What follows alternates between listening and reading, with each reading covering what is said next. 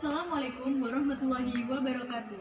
Perkenalkan, kami dari kelompok 6 Administrasi Bisnis 2A yang beranggotakan saya, Aprinda Tiarasari, teman saya, Syarafa Tata Putri, dan Ayu Dewi Maharani. Di sini kami akan mengajak teman-teman semua untuk bagaimana cara belanja yang efektif, efisien, dan hemat pada masa pandemi COVID-19. Saya Ayu Dewi Maharani. Nama saya Syarafa Tata Putri. Saya dari kelas 2A Politeknik Negeri Madiun. Nomor induk mahasiswa saya yaitu 203101015. Mari kita ke videonya.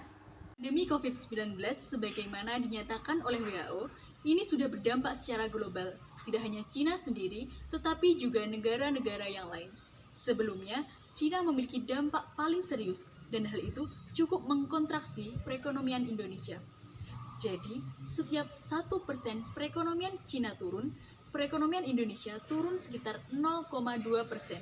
Dan oleh karenanya, kemungkinan besar ini juga akan berdampak pada kemungkinan atau potensi atau resesi secara global. Presiden Joko Widodo juga menyatakan bahwa pandemi COVID-19 menjadi pukulan berat bagi perekonomian Indonesia. Tidak hanya itu, pandemi COVID-19 juga menyebabkan pertumbuhan ekonomi dunia menjadi lambat. Oleh karena itu, Presiden Joko Widodo mengajak seluruh pihak untuk terus berikhtiar sekuat tenaga untuk mengendalikan penyebaran COVID-19, sekaligus untuk membantu warga yang paling berdampak pandemi COVID-19 untuk memulihkan kondisi ekonomi. Dampak pandemi terhadap perekonomian di Indonesia. Yang pertama ialah kelangkaan barang kebutuhan pokok. Sebagaimana yang kita tahu bahwasanya dalam hal ini Cina adalah sebagai negara penyuplai barang-barang impor dan juga barang kebutuhan pokok di Indonesia. Kelangkaan dari impor bahan baku yang terutama, karena hal ini akan mengontraksi industri untuk kemudian berproduksi dan selanjutnya akan menciptakan nilai tambah. Nah, oleh karenanya, jika hal ini berlangsung lama, dapat berdampak negatif pada sektor perekonomian di Indonesia. Selanjutnya di sektor keuangan, ada dampak di sisi capital outflow atau capital universal yang cukup signifikan untuk akhir-akhir ini. Dapat kita lihat dari IHSG sudah masuk ke zona merah. Hal tersebut dikarenakan pasar mengalami kepanikan, sehingga IHSG kita cenderung semakin merah. IHSG sendiri adalah indeks harga saham gabungan, yang artinya suatu indeks yang mengukur kinerja seluruh saham yang tercatat di papan utama dan juga di papan pengembangan Bursa Efek Indonesia atau BEI. Kemudian ada di UMKM, usaha mikro, kecil, dan menengah, yang dampaknya terasa sangat nyata. Anjuran physical distancing yang dikeluarkan oleh pemerintah Indonesia membuat orang-orang tetap di rumah dan tidak pergi keluar rumah untuk melakukan aktivitas seperti biasanya.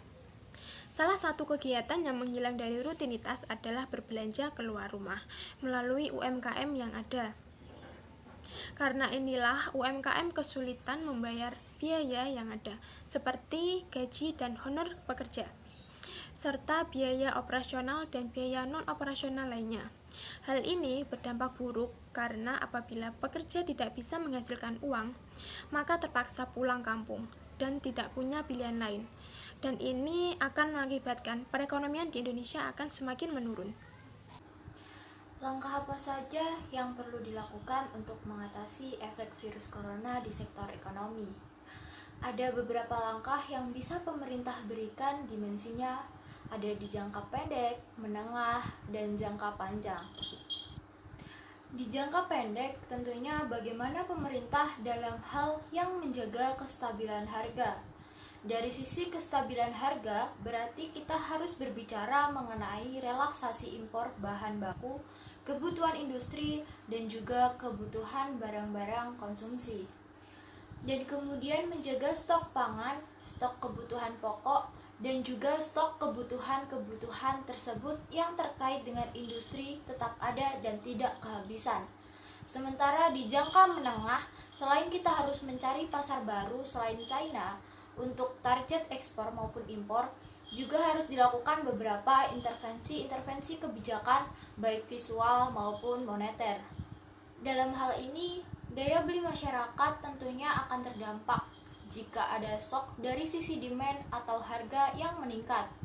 Karenanya, saya rasa dalam hal ini pemerintah juga bisa mengeluarkan kartu prakerja, kemudian mengeluarkan BLT supaya kelompok-kelompok yang paling rawan dalam perekonomian tidak berdampak cukup serius. Pandemi COVID-19 berdampak pada aspek ekonomi, seperti perilaku masyarakat dalam berbelanja. Dalam hal ini, kita harus mampu mengatur dan mengalokasikan dana yang kita miliki untuk memenuhi kebutuhan sehari-hari. Oleh karena itu, dalam video ini kami mengajak teman-teman semuanya untuk bagaimana mengatur dan mengalokasikan dana yang kita miliki agar dapat digunakan untuk belanja secara efektif, efisien, serta hemat pada masa pandemi COVID-19.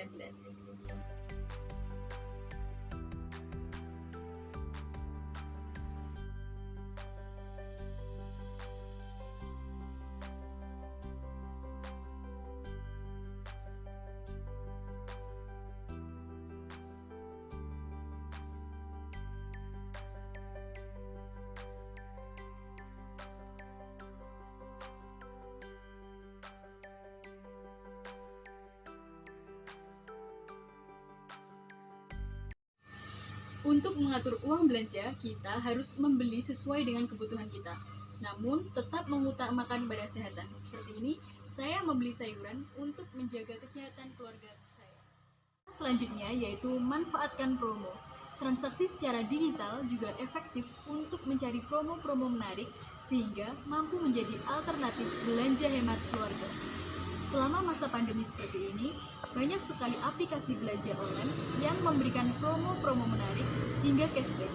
Namun, kita harus selalu ingat untuk melihat kualitas dan sesuatu yang kita beli dan menyesuaikan dengan kebutuhan.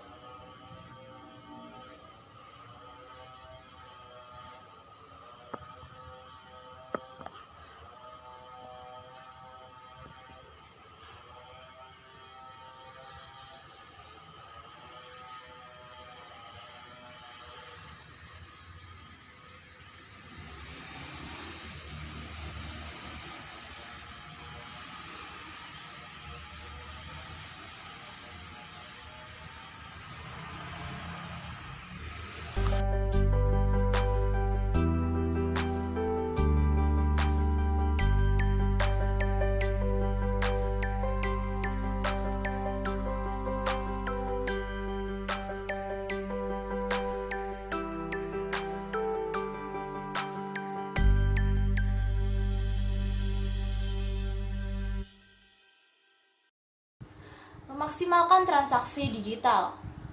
Bertransaksi digital secara online tidak hanya meminimalkan interaksi sosial, tetapi juga dapat memaksimalkan penggunaan daftar belanja.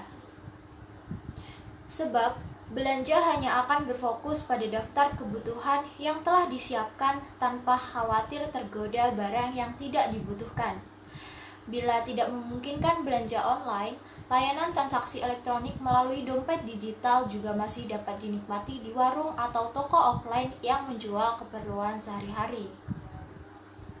Salah satu penyedia layanan e-wallet itu adalah ShopeePay di platform e-commerce Shopee yang memungkinkan pengguna melakukan pembayaran non-tunai saat berbelanja.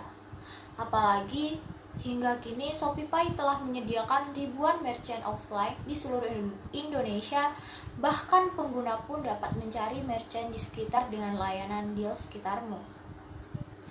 Melalui program ini, pihak merchant dapat ditemukan melalui kanal media sosial masing-masing dan pengguna dapat memilih pesanan yang diinginkan.